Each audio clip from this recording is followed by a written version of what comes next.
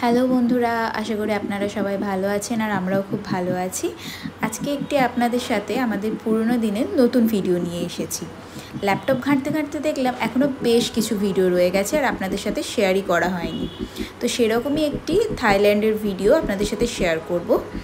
তো আমরা চলে গেছিলাম পাটায়া থেকে, পাটায়া ফ্লোটিং মার্কেট। তো প্রথমে আমরা বাসে করে গেছিলাম এবং পাটায়া ফ্লোটিং মার্কেট পৌঁছে টিকিট কেটে এরকম একটা বোটের মাধ্যমে এই ফ্লোটিং মার্কেটের মধ্যে দিয়ে এই ধরুন 5-10 মিনিটের রাইড করে আমাদের ওখানে ওদের যে মেন স্টেশন ওখানে আমরা পৌঁছেছিলাম। তো এটা ভীষণই ভালো এক্সপিরিয়েন্স, একদম অন্যরকম। এরকম বোটের ছোট্ট বোটের মধ্যে দিয়ে মাঝখান দিয়ে যাওয়া, চারিদিকে দোকান যেখানে ওরা নিজস্ব জিনিস, ওদের ওখানকার লোকাল জিনিস সেল করছে, আপনারা এখান থেকে ডাইরেক্ট কিনতে পারেন। প্লাস ভিতরেও বিভিন্ন রকমের দোকান আছে। ভিডিওটা পুরোটা দেখবেন, আপনারা পুরো দেখতে পাবেন কি কি পাওয়া যায় আর আমরা এখানে কি কি করেছি।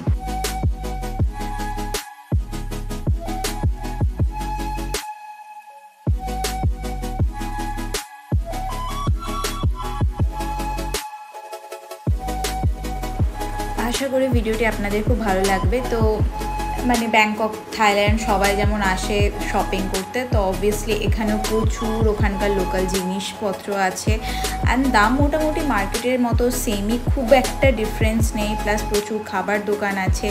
বাট ওটাই বিশেষত্ব যে এরকম জলের ওপরে এরকম কাঠের এরকম পাটা করে, যেগুলো আমরা বাংলায় বলি কাঠের পাটা, ওরকম করে পুরো জিনিসটা স্ট্রাকচার করা। প্লাস ওখানকার প্রচুর লোকাল ফুড এবং সমস্ত কিছু আছে। আমরাও ওখানে এরকম একটা অ্যাম্বিয়েন্সে বসে প্যাড থাই নুডলস এনজয় করেছি। আর থাই ফুড আপনারা সবাই জানেন ভীষণ ভালো, এটাও ভীষণ টেস্টি ছিল। তো আপনারা যারা পাটায়া যাবেন অবশ্যই এটা ভিজিট করবেন। আশা করি আপনাদেরও ভীষণ ভালো লাগবে আর ভীষণ অন্যরকম এক্সপিরিয়েন্স হবে। আমাদের থাইল্যান্ডের সিরিজ আপনারা যারা দেখেননি অবশ্যই আমাদের চ্যানেলটা ভিজিট করবেন আর দেখে নেবেন। আমাদের আলাদা করে পুরো প্লেলিস্ট বানানো আছে এবং আরও কিছু আমরা থাইল্যান্ডের ভিডিও পোস্ট করব উইথ সাম টিপস। অ্যান্ড রাজস্থানেরও কিছু আছে। আর আমরা আরও খুব শীঘ্রই আরও কিছু ট্রাভেল ভিডিও নিয়ে আসছি। ততক্ষণে ভালো থাকবেন। Tata, thanks for watching.